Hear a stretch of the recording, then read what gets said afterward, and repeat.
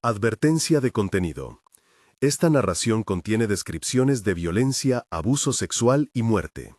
Se ha reconstruido dramatizadamente para comprender el contexto histórico. Algunos detalles no son documentos históricos, sino recreaciones literarias que sirven a la comprensión de los hechos. 24 de agosto de 1689. La casa de los Maldonado hervía en un silencio febril que apenas disimulaba el temblor de la ciudad. Una noche cálida de Cartagena, con la bahía llena de sombras de barcos y las calles impregnadas de sal y madera, se quebró por el siseo de un metal donde el aceite bullía con un insistente y metálico lamento. Gritos ahogados, el golpe seco de un cuerpo que cae y el chasquido de madera vieja que se fracciona. La ciudad, acostumbrada a las transacciones y al comercio de cuerpos, no estaba acostumbrada a que la violencia se volviera espejo de la casa que la producía. En la penumbra, una mujer, una sombra entre las sombras, sostuvo dos recipientes que brillaban como ojos encendidos. Sus manos no temblaban, sus ojos, en cambio, ardían con algo que no era únicamente furia, era la suma de todas las lágrimas que nunca le fueron devueltas. Esta es la historia de María de Cartagena, Enegola María, la esclava que, en una noche de agosto de 1689, hirvió al amo y a sus 3 hijos en aceite hirviendo. La historia que siguen a continuación es una reconstrucción dramatizada basada en relatos, documentos fragmentarios y la memoria que la violencia deja cuando tropieza con la audacia. No es una celebración de la sangre ni un manual de venganza. Es la crónica de alguien a quien la desesperación transformó en una figura que la memoria todavía debate: verdugo o símbolo de justicia, monstruo o mujer. Si esta historia te interesa, suscríbete y quédate hasta el final para comprender no solo el acto en sí, sino el trayecto que lo hizo posible, la rutina, la humillación, la materia del dolor que se convirtió en conspiración. Cartagena de Indias, final de la década de 1680. La ciudad era puerto y mercado, bastión de un imperio que midió a los seres humanos por su precio. Los muelles olían a pez, alquitrán y cuerdas. Las noches olían a ron, pólvora y sudor. Las plazas, la plaza de los coches, el mercado, se llenaban con el intercambio más cruel de aquel tiempo. Hombres y mujeres, traídos desde el otro lado del océano, encadenados, numerados, vendidos como bestias de carga o como sirvientes de lujo. Las cifras, incluso aquí, son escalofriantes. En ciertas temporadas, hasta 1000 personas podían llegar en un solo mes a las costas del Caribe. En otras fuentes, se habla de miles al año. Cartagena era una arteria del tráfico transatlántico, galeones que venían de España, barcazas que atracaban con mercancía humana y compradores que miraban cuerpos como si hojeasen catálogos. La mayoría de estas cifras son aproximadas y esta narración las usa como marco contextual. Algunos detalles son reconstrucción dramatizada. Don Antonio Maldonado de Mendoza era uno de los comerciantes que supo convertir la brutalidad en lucro. Sus cuentas eran claras, su casa grande y su mesa abundante. No solo comerciaba con telas y especias, el negocio más rentable se hacía en cuerpos que no tenían nombre en su contabilidad. La casa Maldonado, en el arrabal junto a la bahía, era una vivienda de estuco y tejas, con un patio central donde el sol entraba en cortes rectilíneos y las voces de los sirvientes se mezclaban con el paso de botas y la risa de los hijos ricos. Don Antonio la mantuvo como un correo entre el capital y la violencia cotidiana. Contrataciones, subastas, pagos y el uso reiterado del poder sobre cuerpos y voluntades. Sus 3 hijos, Diego, Rodrigo y Bernardo, eran la prolongación de su impunidad. Cada uno había aprendido temprano que una herencia no consistía solo en tierras y deudas, sino en la capacidad de humillar impunemente. Diego, el mayor, era un hombre que mezclaba la fuerza con la crueldad. Su comportamiento hacia quienes estaban bajo su techo era un aprendizaje practicado como si fuera un deporte. Rodrigo tenía una risa que terminaba siendo un corte. Bernardo, el más joven, duplicaba la crueldad en un silencio que hacía falta poco para que se volviera letal. En la casa, la violencia era rutinaria. Castigos por cualquier infracción real o imaginaria, palizas, humillaciones públicas. La casa era una pequeña réplica del comercio mayor que sostenía la economía local, un lugar donde el abuso se repetía hasta naturalizarse. En ese microcosmos entró María, llegada de lo que hoy podríamos llamar Angola. La llamaban Enegola María, porque su nombre y acentos traían ecos de un mar que le habían arrancado. Fue traída en un barco, el San Carlos, en 1681, uno más de los transportes que cruzaron el Atlántico con cuerpos encadenados. El viaje fue una sucesión de privaciones, mareas de enfermedad, olores que no se olvidan, la vista del techo de madera desteñida y las risas de los comerciantes que negociaban su precio. Allí, en la bodega donde apenas corría el aire, se construyeron memorias que sobrevivieron al oleaje. Cantos en la noche, el murmullo de quienes resistían con historias de casa, y la promesa secreta de que si sobrevivían, tendrían un lugar para rearmar palabras, nombres, historias. Que la trajeran a la casa Maldonado no fue azar.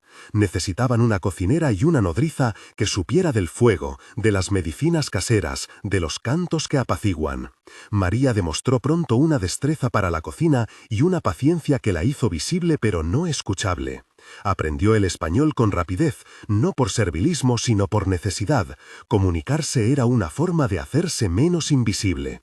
En la cocina, entre calderos y hierros, tejía identidades, masticaba recuerdos de su tierra y los convertía en guisos que entrelazaban sabores conmemorativos.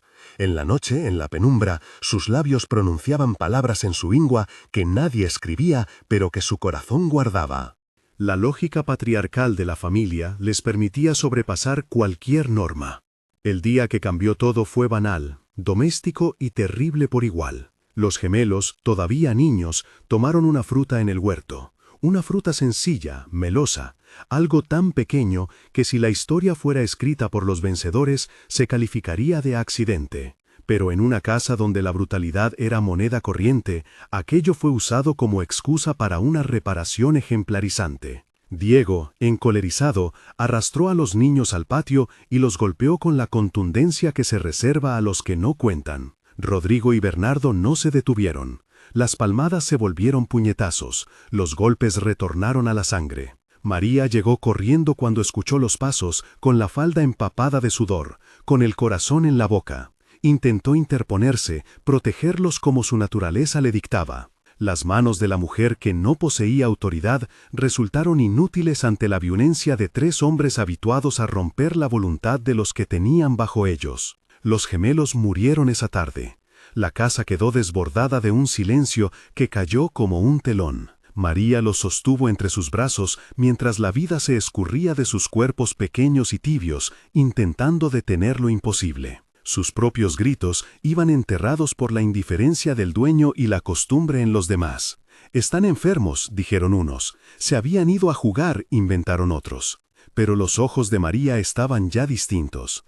La mujer que hasta entonces había soportado, que había aprendido a callar, que había guardado en la cocina los secretos, se transformó en algo que no cabía en la casa ni en las calles mercantiles. El dolor se convirtió en una máquina fría, en cálculo.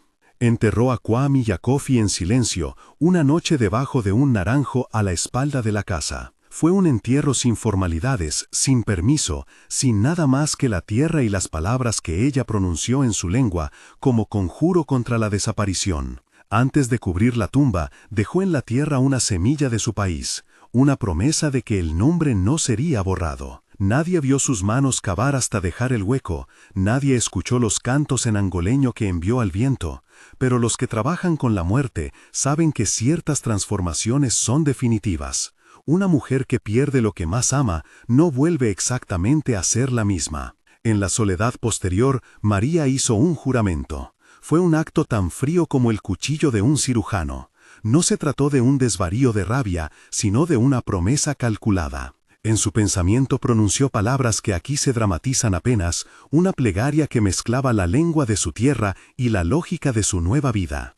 Tú vas a, pareció decir, un enunciado que contenía la idea de restituir peso a cada lágrima. No hay documento que lo atestigue, lo que queda son señales de lo que vino después. El gesto de una mujer que pasó de la cura a la conspiración. No pretendía una venganza desenfrenada sin causa. Lo que comenzó a urdir fue la respuesta de quien había sido inutilizada por décadas de humillación. Aquella casa había sido un aula de apropiación donde los límites morales se imponían desde la riqueza. María, sin embargo, conocía la casa mejor que nadie. Conocía los corredores, la cocina, las alacenas, el lugar donde el aceite se guardaba y el tiempo que tardaba en calentarse para una fritura. Sabía quién entraba tarde, quién bebía demasiado, qué cuerda podía aflojarse a tiempo. Esa intimidad con los mecanismos del hogar era su capital más preciado. No se iba a convertir en la repetición de la violencia que la mató por dentro. Su idea de justicia sería simbólica, refinada y terrible. Emplearía las herramientas del opresor contra ellos, para que el símbolo de su poder se volviera contra sí mismo. Buscar cómplices no era opcional. La casa estaba llena de cuerpos controlados que podrían convertirse en aliados o en soplones. Esperanza fue la primera en comprender sin que María necesitase explicar demasiado. Esperanza, una mujer de mediana edad que había llegado años atrás al servicio de otro señor y que había aprendido a leer las ocasiones como quien lee cartas, llevaba sobre sus hombros historias de pérdidas y pequeñas victorias. Ella había observado cómo María hablaba a los niños, cómo los cubría de un manto de ternura que a veces parecía desafiar la lógica del hogar. Cuando la noticia de los gemelos muertos corrió como un rumor, Esperanza fue a la cocina con las manos llenas de harina y con los ojos de quien sabe que hay un tono en la casa que puede cambiarlo todo. Su alianza fue silenciosa, como los planes que nacen sin fanfarrias. Otros sirvientes, jóvenes, ancianos, un puñado de hombres, escucharon, algunos con duda, otros con el brillo de los que han sido pisoteados toda la vida. Unos pocos se sumaron por miedo y otros por convicción. María no ofreció discursos grandilocuentes, habló en gestos, compartió una botija de aceite que ocurrió acumular en la cocina, señaló las noches en que los hombres dormían y el jefe salía a beber a la taberna del puerto, describió el lugar donde guardaban las llaves del despacho. Sus palabras fueron mapas y cifras, quién venía a la casa en las fiestas, en qué momento se servían los platos especiales, la ruta de la esclavina que comunicaba el patio con la calle. El plan empezó a tomar la consistencia de una guerra por fases. El escenario logístico parecía simple por la precisión del lugar. Don Antonio cumplía 50 años en pocas semanas y la casa planeaba una celebración amplia, con invitados de la ciudad, comerciantes de la bahía y algunos oficiales que, atraídos por la mesa y el ron, olvidarían sus obligaciones. Fue una cobertura perfecta para cualquier acción que necesitara concurrencia y ruido. María observó la agenda como quien observa el tránsito, las llegadas, los brindis, la hora en que la música subiría y el momento en que los hombres estarían menos atentos a la servidumbre. En ese calendario, la cena de cumpleaños sería la fisura que abriría la casa. No era el gesto de una mujer que buscara fama, era la maniobra de alguien que comprendía la simbología del cuero del amo. Convertir la mesa en una trampa. El banquete en un espejo que devolviera lo que la casa había hecho durante años. Parte de su inteligencia era simbólica. Debía usar lo que conformaba el orgullo de los Maldonados y transformar ese mismo orgullo en su ruina. Aún así, el plan exigía cautela. No se trataba solo de coraje, era cuestión de tiempo, paciencia y sobre todo de no dejar huellas que permitieran una retaliación sistemática más allá de la muerte inmediata. En las noches previas, la cocina se volvió un pequeño laboratorio donde María mezclaba sabores y memorias con otros ingredientes menos confesables. No se trata de detallar procedimientos operativos, no es esa la intención, sino de marcar que la preparación fue metódica y fría. Guardó reservas de aceite en recipientes que nadie miró con cuidado, pidió especias que sirvieron de tapadera, intercambió miradas con Esperanza que significaban más que palabras. En la soledad de la cocina, tocó las paredes, repasó el tiempo que tardaba un criado en ir de una estancia a otra, escuchó los pasos del ama de llaves y anotó en su memoria los hábitos de aquella casa que la había despojado, pero que también le daba acceso a sus secretos. Mientras tanto, en su interior, la memoria de los gemelos no cedía. Había noches en que su voz se convertía en un canto que nadie entendía y que parecía expulsar la pena. Soñaba con las manos pequeñas de Kwame y Kofi, los dedos que habían sostenido por primera vez su falda, la risa que había agudizado su respiración cuando jugaban. Ningún plan apagó la ternura. La venganza de María no era una maquinaria sin corazón, sino la traducción del dolor en una ley que ella misma dictaba. A ratos hablaba con ellos en su lengua natal, dejando como ofrenda en algún cajón o una piedra lisa que para ella contenía la idea de volver a nombrarlos. La noche de los preparativos finales llegó con la calma de un mar que retila sus olas antes de un tsunami. Las velas se encendieron en la casa, las risas comenzaron a pulular en los corredores y el pueblo, poco a poco, se acercó con sus trajes de buen vestir. Don Antonio, ajeno a lo que se cocinaba literalmente en su propia cocina, se preparó para una celebración que reafirmaría su posición social. Los hermanos se vistieron con la seguridad de quien cree que la fortuna los protege. Para ellos, la fiesta sería una exhibición más, para María y su círculo, la ocasión de convertir la ceremonia en un acto que invertiría la lógica doméstica de la casa. Sin embargo, incluso los planes más fríos tienen fisuras humanas. Algunos sirvientes se estremecían ante la idea de poner fin a la cadena que los mantenía con vida. Otros, que habían visto a María arrodillada junto a la tumba de sus hijos, entendieron que esperar justicia de los tribunales de la ciudad era una ilusión. Las leyes, cuando existían, siempre favorecían al que tenía caballos y credenciales, no al que tenía dedos curtidos por el trabajo. La decisión entonces tomó el carácter de una resolución moral, más que de un delito, una respuesta extrema a una violencia extrema. A última hora, María caminó por los pasillos de la casa que conocía como la palma de su mano. Sus pies, descalzos, apenas hicieron ruido sobre el suelo de madera. Tocó el borde de una mesa, contó las copas, repasó las llaves del armario donde se guardaba el aceite principal. Sus manos olían a hierbas y guiso, su rostro había perdido los colores de la mujer que se había curado en la cocina. Cuando abrió la puerta de la pequeña dependencia donde guardaban el aceite, sintió el aroma cálido y pesado que le recordaba la infancia en el otro continente. No porque hubiera aceite igual, sino porque ciertos olores son memorias que viajan en la piel. En ese lugar, su plan adquirió una forma casi física. La posibilidad ya no era idea, era cosa almacenada. Esa misma noche, mientras la ciudad dormía con las persianas entreabiertas y el murmullo del mar, alguien dejó una nota en el escondite habitual donde los fugitivos depositaban mensajes. Alguien conocido en la sombra asintió su apoyo con una marca en la corteza de un árbol cercano al muelle. Las piezas se movían. Y allí, en el filo de la coyuntura, la historia se hace más densa. María, con los brazos aún sabiendo de la tarea de enterrar la muerte, cruzó la cocina y miró por la ventana la hilera de luces que marcaban la ciudad, pequeñas estrellas humanas que brillaban sin ver.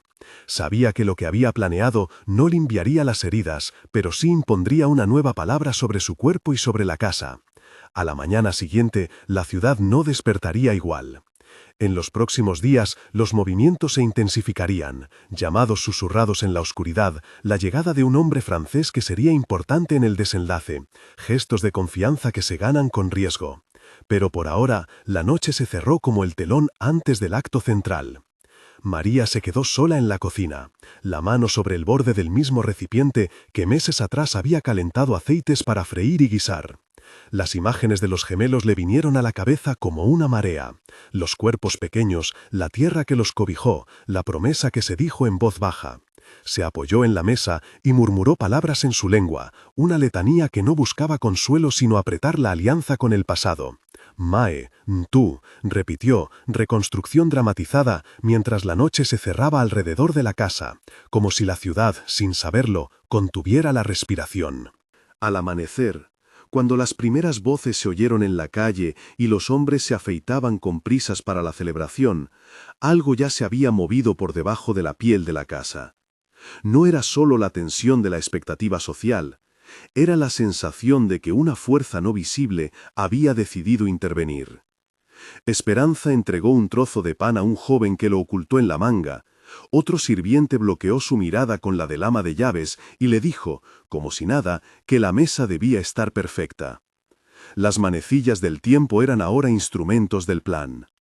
María, por su parte, no mostró en su rostro la violencia que nacía dentro. Tenía la calma de quien sabe que algo largamente gestado está a punto de desplegarse. Su venganza ya no era solo un juramento, era un trazado con puntos y líneas, con cómplices y tiempos. Y mientras la ciudad se vestía para la fiesta que reafirmaría un orden que María había decidido quebrar, la mujer que había enterrado a sus hijos regresó por un momento a la tumba bajo el naranjo. No dejó nada visible, una piedra, una rama, una marca apenas.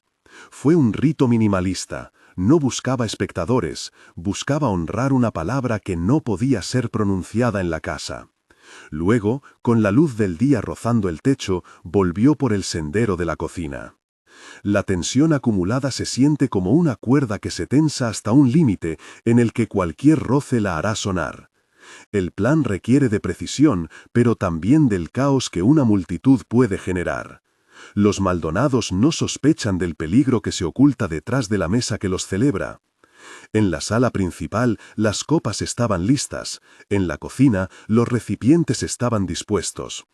En algún lugar cercano al muelle, un barco esperaba su parte en el plan para cuando la noche terminara.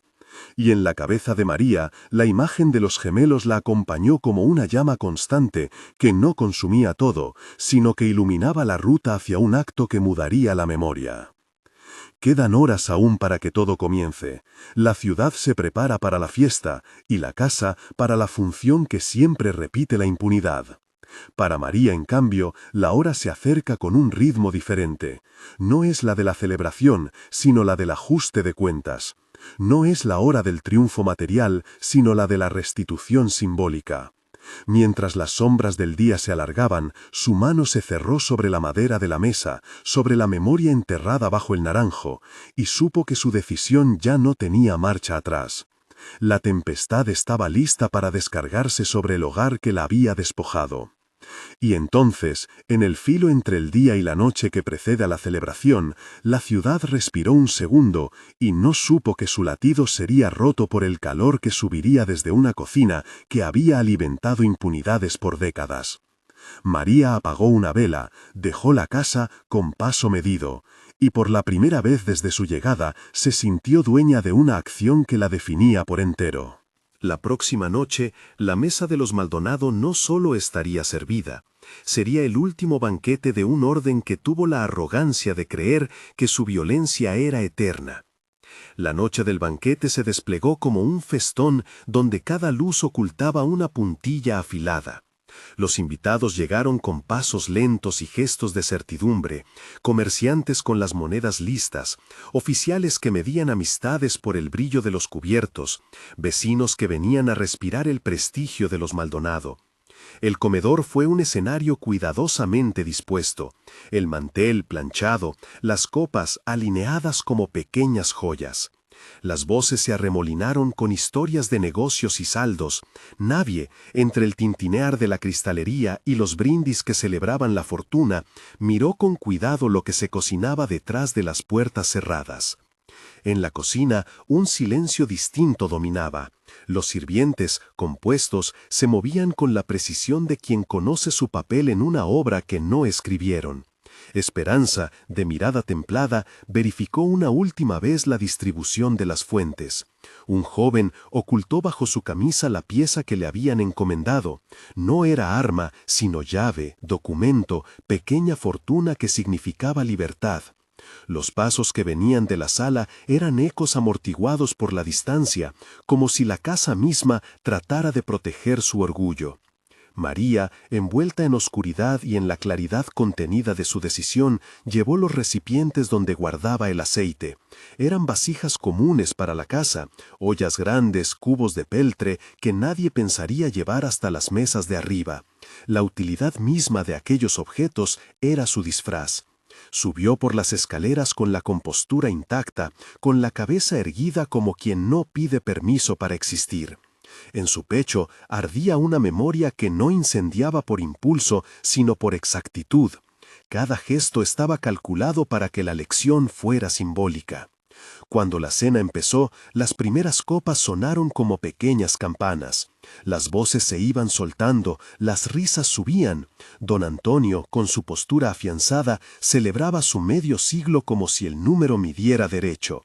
Hubo aplausos, brindis, promesas de futuros negocios. Entre los platos se sirvió lo que para la mayoría era un manjar. Para quienes conocían la cocina, el sabor ocultaba motivos y trampas. Algunos comensales comentaron la fineza del condimento, pocos repararon en la mirada de María cuando cruzó la sala llevando las fuentes donde el aceite reposaba, acechando la carne como quien vigila un secreto. No es necesario narrar con minuciosa certeza todos los mecanismos por los que los hombres cayeron en el sopor que abría la casa. Bastan las consecuencias, el peso de la sedación que adormeció voluntades, pequeños deslumbres que convirtieron en lenta la resistencia. Algunos se apoyaron en la mesa y rieron más fuerte, otros, en un gesto que no fue previsto, cerraron los ojos un instante más largo.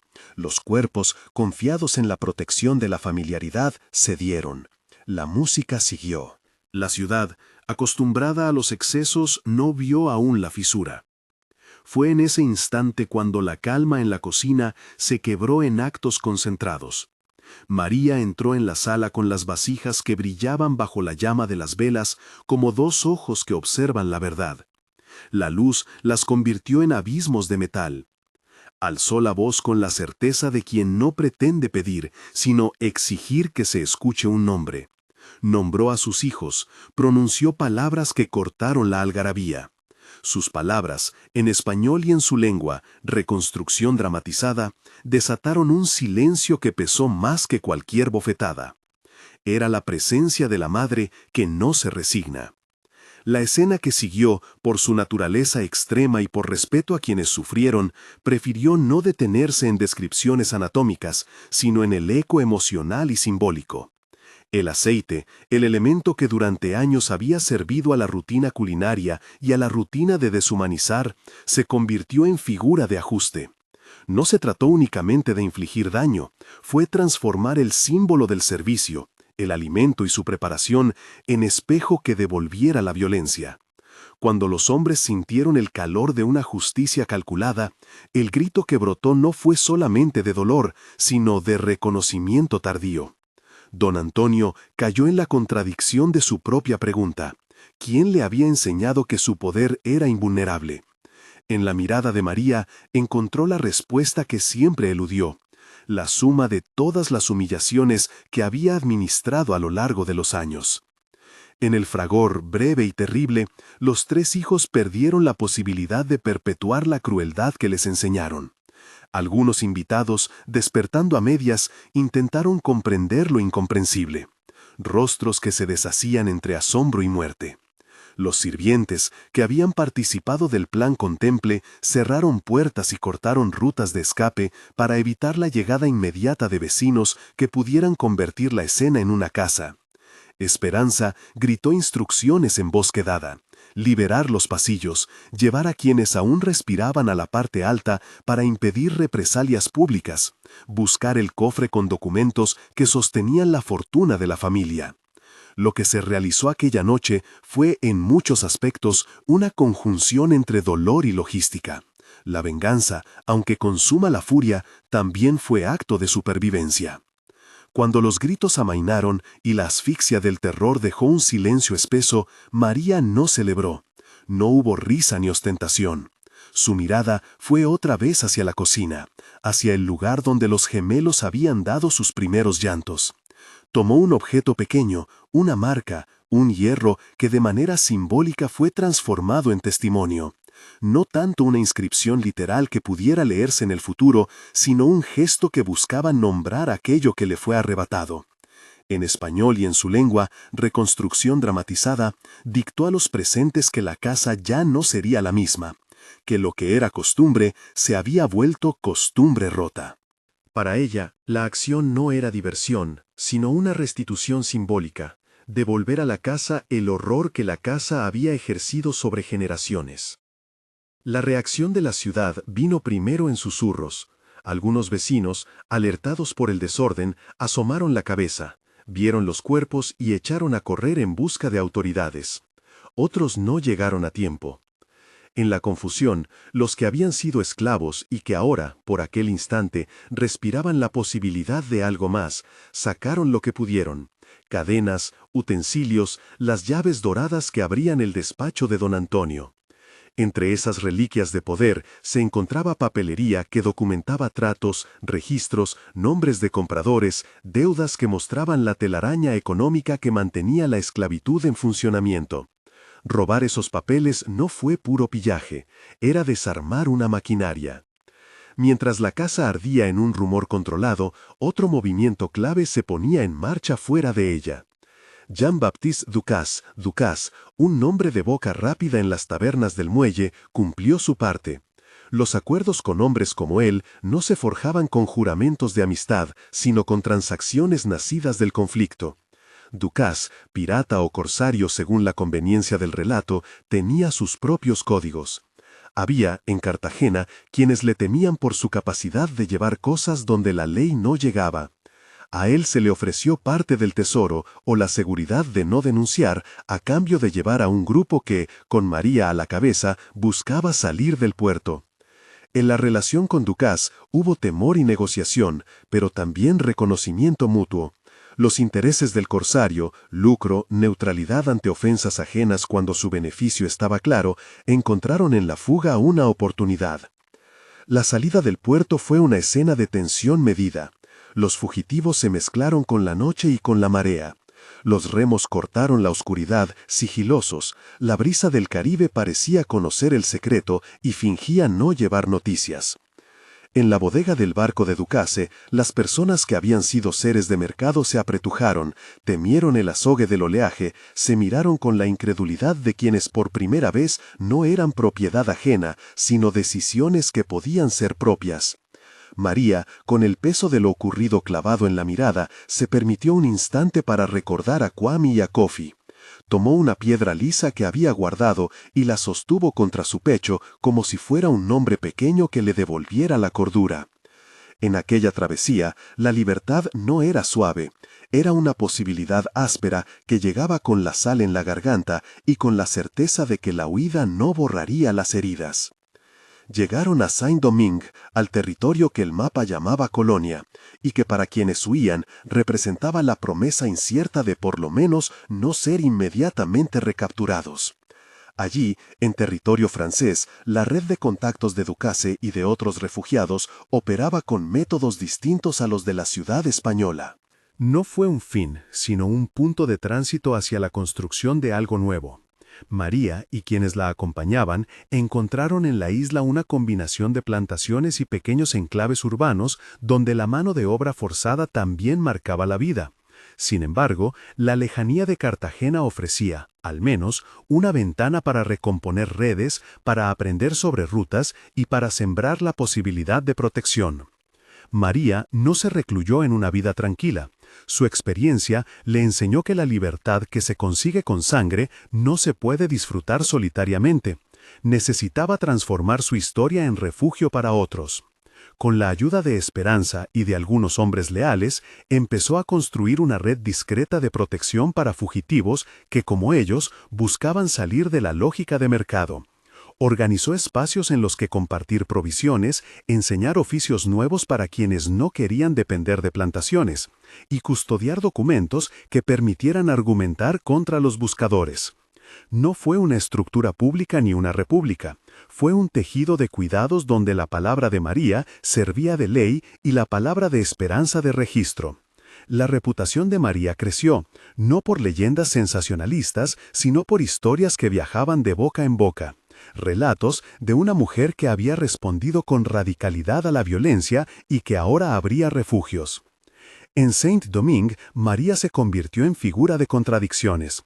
Para algunos, continuaba siendo el símbolo temible de una venganza. Para otros, una madre que devolvía parte de lo que la esclavitud les había robado: nombre, hogar, prácticas de supervivencia. Enseñó a los que llegaban a coser, a cocinar, a cultivar parcelas apartadas, guardó pequeños libros y registros, buscó, con paciencia, formar círculos que sostuvieran no solo la subsistencia, sino la dignidad. Su autoridad no se basó en el terror sino en la empatía, en la memoria compartida y en la certeza de que la libertad exigía estructuras para sostenerla. Con el tiempo, algunas canciones comenzaron a hablar de ella en el mercado, no en términos de admiración pasmosa por la violencia, sino con el matiz de quien reconoce una figura que rompió una cadena para que otros pudieran correr. La leyenda creció, y con ella las versiones. Algunos escribían su nombre con temor, otros con la ternura que guardan las madres. Los testimonios que llegaron a oídos de viajeros y cronistas fueron diversos. Unos la retrataron como una rebelde implacable, otros como una benefactora. Aquí es importante subrayar que en la reconstrucción de estos episodios hay zonas oscuras que la historia no ilumina por completo. Ciertas anécdotas pertenecen al hilo oral, otras a documentos fragmentarios que requieren lectura crítica. En este relato, como en cualquier otro que intenta narrar el pasado, se entretejen datos verificables con reconstrucciones dramáticas donde la imaginación apunta a lo verosímil y a lo humano.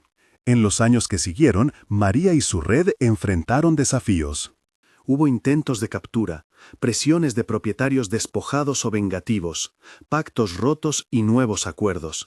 La vida en un lugar de refugio no eximía de la necesidad de negociar con fuerzas mayores. Sin embargo, la solidaridad que generó permitió que muchos encontraran un lugar a salvo por un tiempo suficiente para recomponer firmas, apellidos y relatos. La memoria colectiva fue su otra arma. Canciones en criollo hablaban de la mujer que volvió el cuchillo contra el amo y enseñaban el valor de cuidarse entre sí. Con el habla se renovó la identidad. El nombre de María dejó de ser solamente identificación personal para devenir en símbolo de la resistencia que algunos necesitaron. Su muerte en 1712 dejó espacio para la reflexión de quienes la conocieron. Murió rodeada por los que había protegido. No fue en batalla ni en un acto heroico, sino en la intimidad de una casa repleta de personas a las que había visto nacer a una nueva vida. Las fechas, según las crónicas que se han conservado y las reconstrucciones, marcan ese año como el fin de su recorrido personal, aunque no el de la leyenda. Su epitafio no fue escrito en piedra oficial. Fue tejido en relatos, en el cuidado que continuó después de su partida, en las historias que se contaban a los niños sobre una mujer que convirtió su dolor en rescate. Para algunos quedó la sensación de justicia cumplida. Para otros, la pregunta de ¿hasta qué punto una venganza personal puede transformarse en acto de liberación colectiva? La figura de María sigue siendo un espejo incómodo. Pregunta por la frontera entre justicia y venganza. ¿Es lícito transformar el dolor en un tribunal privado cuando las instituciones protegen a los poderosos? ¿Es posible, en una sociedad que avala la deshumanización, pedir que la ley repare lo que la ley misma permitió? Estas preguntas no buscan absolver ni condenar sin más, buscan situar la acción en su contexto moral. La memoria debe convivir con la complejidad, reconocer la violencia del acto y la violencia del sistema que lo precedió. Entre quienes estudian esos espacios de memoria hay consenso en una cosa: la violencia ejercida por el sistema esclavista es la raíz que genera reacciones extremas. No es una justificación de crímenes, pero sí una explicación. La historia de María es, en ese sentido, both espejo y aviso. Espejo donde se ve la brutalidad que devoran hombres. Aviso de que los silencios prolongados generan respuestas que trastocan quienes las reciben. La narrativa que se ha construido alrededor de su figura, la que hoy contamos con dramatización para acercar emociones y contextos, es a la vez una tentativa de entender los límites de la vida humana cuando se le sustraen sus derechos más básicos. El legado tangible de María, por encima de la leyenda sangrienta, es el tejido de redes de apoyo que sobrevivió a su paso. Las comunidades de fugitivos que florecieron en el litoral y en las islas mantuvieron prácticas de solidaridad que mitigaron la amenaza de la recaptura. Las canciones que se tejieron en torno a su figura sirvieron como memoria colectiva. Cuentan para que no se olvide que las personas que vendían, compraban y explotaban sí tenían nombres, historias y familias. La memoria, cuando se articula en redes, evita la repetición mecánica del mismo dolor. En el análisis contemporáneo, su figura se ha utilizado en discursos diversos, desde la criminología histórica hasta la reivindicación feminista, pasando por el estudio de las resistencias negras ante el colonialismo. Cada lectura aporta matices y corre el riesgo de simplificar. Lo que permanece cierto es que más allá de las interpretaciones, María fue un acto de agencia en una época que la negaba. Fue, para muchos, una madre que volvió la violencia que recibió contra quienes la habían ejercido. Fue, para otros, una chispa que encendió la conciencia de que la impunidad no era eterna.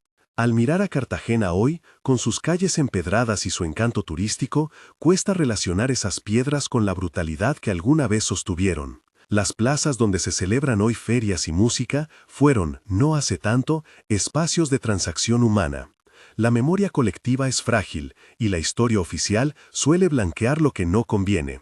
Por eso, contar esta historia, reconstruida, dramatizada, inevitablemente incompleta, es también un acto de justicia, devolver nombres a quienes fueron convertidos en cifras, reconstruir voces que la contabilidad borró. Si hay algo que late en el centro de esta narración, es la pregunta por la reparación. ¿Qué significa reparar cuando los daños son, por su propia naturaleza, irreversibles? Las respuestas institucionales raramente alcanzaron a quienes las necesitaban. Por ello, las lecturas que sostienen a María como figura de resistencia subrayan la necesidad de crear espacios donde la memoria no sea solo recuerdo pasivo, sino herramienta de cambio. Crear memoriales, enseñar en escuelas sobre la historia esclavista, reconocer los daños y construir políticas que enfrenten las huellas económicas y culturales de la esclavitud son, según muchos, pasos indispensables para que el pasado no siga reproduciendo violencia. Esta historia no pretende cerrar con una moraleja fácil, termina, más bien, con la invitación a escuchar otras voces. Hay miles de historias semejantes, de mujeres y hombres cuyo dolor fue transformado en acción de distintas formas. Algunas, como la de María, se volvieron leyenda. Otras quedaron enterradas en archivos o en la memoria quebrada de comunidades que no han tenido la oportunidad de poner su versión en voz alta.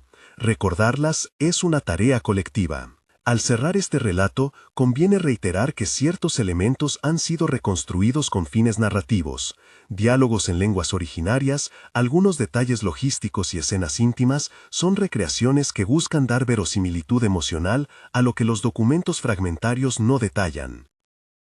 Don Antonio, Diego, Rodrigo, Bernardo, Kwame, Kofi, Esperanza y Jean-Baptiste Ducasse aparecen en este texto con el respeto que merecen las personas reales y las figuras históricas. Cuando la fuente es incierta, lo he indicado como reconstrucción dramatizada. María de Cartagena, Enegó la María, quedó inscrita en la memoria como figura compleja, mujer que hirvió al amo y a sus 3 hijos en aceite hirviendo, 1689. No es una figura para ser idolatrada sin crítica, ni un nombre para ser despreciado sin entender el contexto. Es, sobre todo, una página que nos obliga a mirar el pasado con ojos atentos y sin complacencias. ¿Qué haríamos hoy, en sociedades que aún arrastran las consecuencias de aquel comercio humano para que no se reproduzcan estas tragedias? ¿Cómo honrar a las víctimas sin transformar la memoria en espectáculo? ¿Qué medidas colectivas podemos tomar para que la reparación no sea solo palabra sino hecho? Si esta historia te ha movido, deja en los comentarios otras historias de resistencia que conozcas o preguntas sobre cómo la memoria puede ayudar a reparar. Comparte este video con alguien que quiera reflexionar sobre la historia oculta detrás de las plazas y los muelles. Que la memoria no sea solo un archivo, sino un motor para construir un presente más justo.